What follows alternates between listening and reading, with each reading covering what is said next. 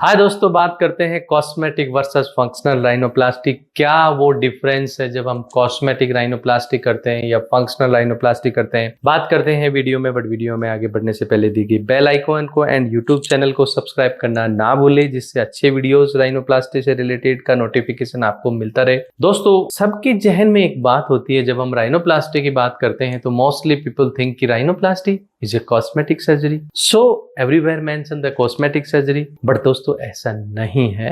Rhinoplasty surgery जो है वो कॉस्मेटिक सर्जरी ही नहीं है। राइनोप्लास्टी एक कॉस्मेटिक और फंक्शनल दोनों सर्जरी है। वो मैं आपको बताता हूँ कैसे है। दोस्तों, नोज हमारा बनाया है गॉड ने जस्ट टू प्रोवाइड ब्रीदिंग, सांस आने के लिए। लेकिन नाक का जो दूसरा फंक्शन है just to provide beauty of the face, यानी हमारे चेहरे का सेंट्रल पॉइंट होता है। सो हमारे चेहरे की सुंदरता नाक के ऊपर निर्भर करती है, इसलिए नो डाउटली कॉस्मेटिक फंक्शन भी होता है। So functional and the cosmetic, ये दोनों चीजें दोस्तों हमें बैलेंस चाहिए होती हैं, बराबर चाहिए होती हैं कि जितना हमारा नोज का लुक होता है उतना ही हमारा जो है नोज से ब्लॉकेज फ्री भी होना चाहिए। जब हमारी विकृति होती है, उस विकृति के कारण दोस्तों हमें बाहर से जो नोज का लुक डिफरेंट होता है एंड साथ के अंदर हमें उस ब्रीदिंग से रिलेटेड प्रॉब्लम होती है।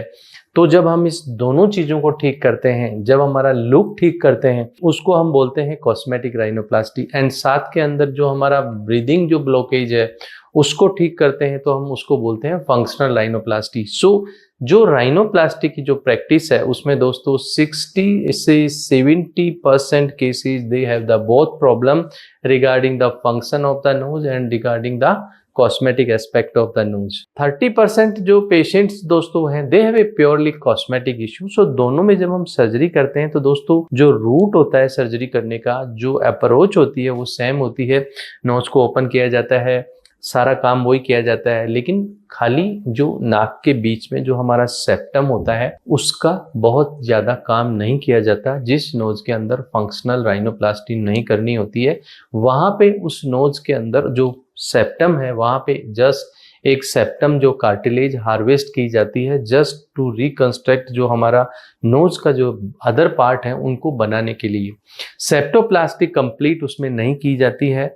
लेकिन अगर हम फंक्शनल राइनोप्लास्टी भी करते हैं तो दोस्तों उसमें क्या है कि जो हमारा सेप्टम जो डेविएटेड है उसको स्ट्रेटनिंग के लिए, सीधा करने के लिए सेप्टोप्लास्टी, साथ के अंदर सेप्टम रिकंस्ट्रक्शन भी किया जाता है, जिससे जो सेप्टम हमने डेविएटेड पार्ट को जो निकाला है, जो उसको स्ट्रेट किया है, तो उसके बाद के अंदर जो है उसको आगे काम करने के लिए जो है उसको मिड लाइन में शिफ्ट करते हैं, तो वो रिकंस्ट्रक्शन भी होता है। ये कॉस्मेटिक और फंक्शनल जो राइनोप्लास्टी है दोनों में डिफरेंस होता है।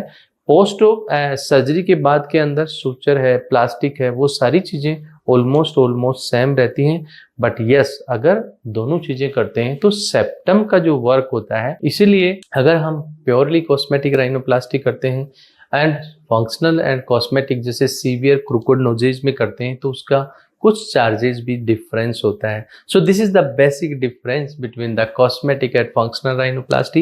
एंड जैसा दोस्तों आपने जाना कि rhinoplasty only cosmetic, rhinoplasty only cosmetic surgery नहीं है, वो कॉस्मेटिक एंड फंक्शनल दोनों राइनोप्लास्टी जो है वो दोनों पहलू हैं जिससे नोज ठीक किया जाता है। Thank you.